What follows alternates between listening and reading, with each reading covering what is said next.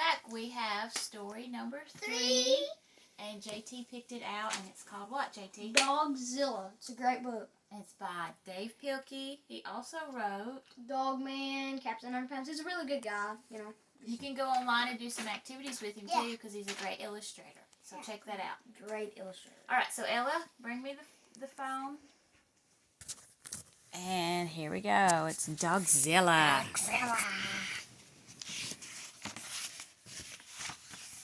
Starring Flash as the Big Cheese, Rabies as Professor Scarlet O'Hare, special appearance by Dwayne as the soldier guy, and Leah as the monster. Dun, dun, dun, dun.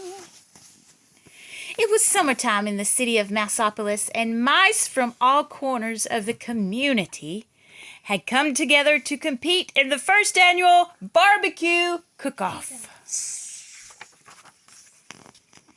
As the cook-off got underway, smoke from the hot grills lifted the irresistible scent of barbecue sauce over the rooftops of the city. A gentle wind carried the mouth-watering smell into the distance, right over the top of an ancient crater. Before long, a strange and mysterious sound was heard. Sniff, sniff, sniff, sniff, sniff, sniff, sniff. All at once, the volcano began to tremble. And suddenly, up from the very depths of the earth, came the most terrifying creature ever known to mousekind, the dreadful Dogzilla!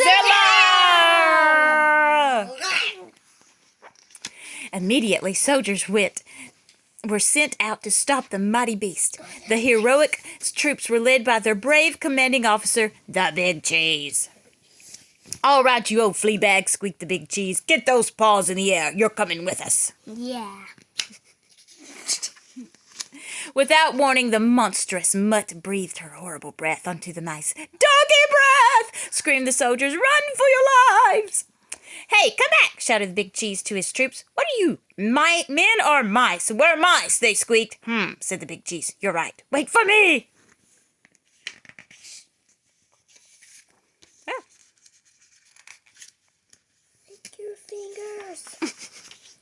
The colossal canine followed the soldiers back to Mouseopolis, licking up all the food in her path. Afterward, Dogzilla wandered through the streets, the city streets, doing those things that come naturally to dogs. Dogzilla chased cars right off the freeway. Dogzilla chewed furniture in the furniture store as well. And Dogzilla dug up bones at the Museum of Natural History. Meanwhile, the Big Cheese had organized an emergency meeting with one of the city's greatest scientific minds, Professor Scarlet O'Hare. Gentle mice, said Professor O'Hare, the monsters come from prehistoric times. It is perhaps millions of years old. Maybe we could teach it to do something positive for the community, suggested the Big Cheese. I'm afraid not, said Professor O'Hare. You simply can't teach an old dog new tricks. If we're going to defeat this dog, we've got to think like a dog. We've got to find something that all dogs are afraid of. Something that will scare the beast away from Mouseopolis forever. I've got an idea, squeaked the Big Cheese. Within minutes, the mice had assembled at the center of town. All right, Dogzilla, shouted the Big Cheese. No more Mr. Mice Guy. It's bath time. Suddenly, a blast of warm, sudsy water hit Dogzilla with tremendous force. The panicking pooch let out a burst of hot, fiery breath, and the chase was on. The Big Cheese tried to catch up to the hot dog with all the relish he could muster. Dogzilla hightailed it out of town and back into the mouth of the ancient volcano. Well, I'll be doggone, squeaked the Big Cheese. It worked. With the horrifying memory of the bubble bath etched in her mind forever, Dogzilla never again returned to Mouseopolis. Hooray! Within a year, Mouseopolis had rebuilt itself just in time for the second annual barbecue cook-off. The mice of Mouseopolis fired up their grills, confident that they would never see or hear from Dogzilla again. However, there was one thing they hadn't counted on. Dun, dun, dun! Puppies! Ah! All right, we hope you enjoyed that Dogzilla book. Here are some activities that you can do. All right. create a story about animals in a people situation. This is called personification, when animals act like humans. You learned that in school.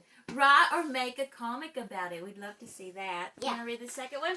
Find another Dave Pilkey book, read it, and share with us what you liked about it. Good. And take a picture of your pet. Yeah. And tell us something funny about it. And we're going to go outside and take a picture of our dog. Yeah. And his name is Duke. We want to do a shout out to Emily and Sarah for their albino squirrels and their rock painting. Also, the Ballantyne sisters on the albino lion and the rock paintings. And didn't again saying no littering. Don't throw your garbage on the road. Thanks for that great advice for a better world. Until next time. Bye. See you at story number 4.